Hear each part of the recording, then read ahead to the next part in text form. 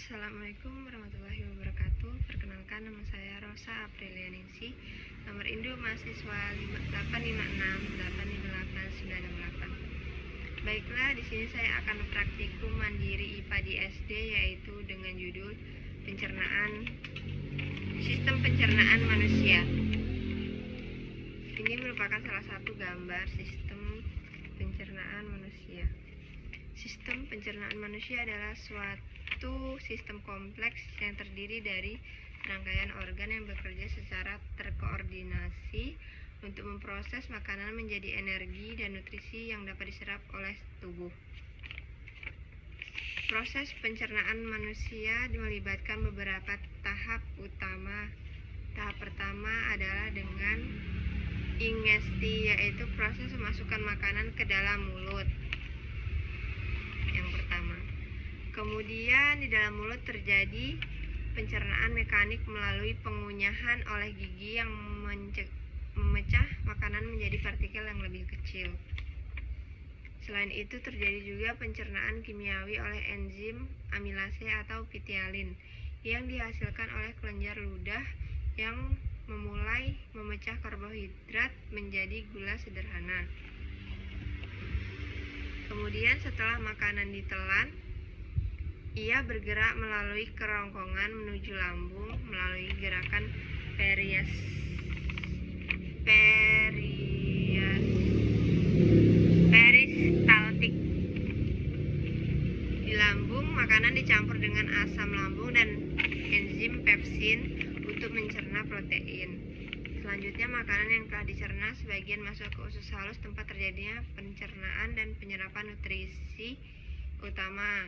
Sisa makanan yang tidak tercerna kemudian masuk ke usus besar tempat air dan elektrolit diserap dan fases dibentuk. Akhirnya fases disimpan di rektum sebelum dikeluarkan melalui anus. Organ-organ dalam sistem pencernaan yang pertama yaitu ada mulut. Mulut adalah pintu masuk makanan ke dalam tubuh. Organ-organ di dalam meliputi gigi, lidah, dan kelenjar ludah. Gigi berfungsi untuk memecah makanan menjadi potongan kecil melalui proses pengunyahan. Iya, gigi teman-teman. Kemudian lidah membantu mencampur makanan dengan air liur dan mendorong makanan ke tenggorokan. Kelenjar ludah menghasilkan air liur yang mengandung enzim amilase untuk mencerna karbohidrat. Ini gigi, ini lidah. Kemudian yang kedua yaitu ada tenggorokan atau kerongkongan. Tenggorokan adalah saluran yang menghubungkan mulut dengan kerongkongan. Di dalam tenggorokan terdapat epiglotis, yaitu katup yang mencegah makanan masuk ke saluran pernapasan atau trakea saat menelan. Kemudian kerongkongan atau esofagus. Kerongkongan adalah saluran yang membawa makanan dari tenggorokan ke lambung melalui gerakan peristaltik. Di dalam kerongkongan terdapat otot esofagus yang melakukan gerak peristaltik untuk mendorong makanan. Kemudian ada lambung. Lambung adalah organ berbentuk kantung yang mencampur makanan dengan asam lambung atau HCl dengan enzim dan enzim pepsin untuk mencerna protein. Di dalam lambung terdapat kelenjar gastrik yang menghasilkan asam lambung dan enzim pepsin serta otot lambung yang mengaduk dan mencampur makanan. Kemudian yang kelima ada usus halus. Ini ya teman-teman, usus halus. Usus halus adalah tempat utama terjadinya pencernaan kimiawi dan penyerapan nutrisi. Usus halus terdiri dari 3 bagian, yaitu duodenum atau usus 12 jari, kemudian jejunum yaitu usus kosong, dan ileum yaitu usus penyerapan. Di dalam usus halus terdapat kelenjar usus yang menghasilkan enzim pencernaan tambahan, seperti villi atau jotot usus, yang meningkatkan luas permukaan untuk penyerapan nutrisi. Kemudian yang keenam ada usus besar.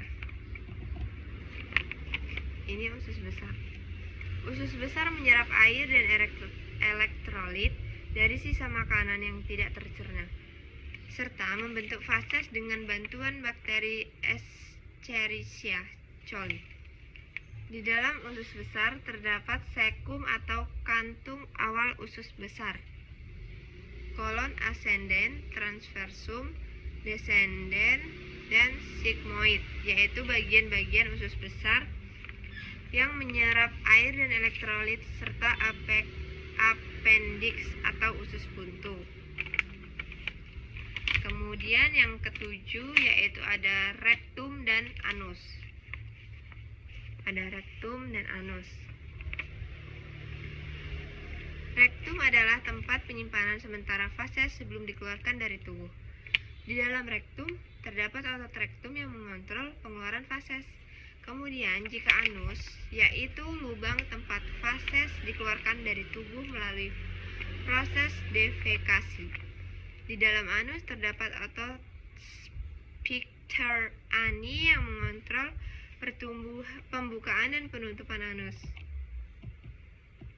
Dengan memahami proses dan fungsi dari setiap organ sistem pencernaan, kita dapat menghargai betapa pentingnya menjaga kesehatan sistem ini untuk kesejahteraan tubuh secara keseluruhan.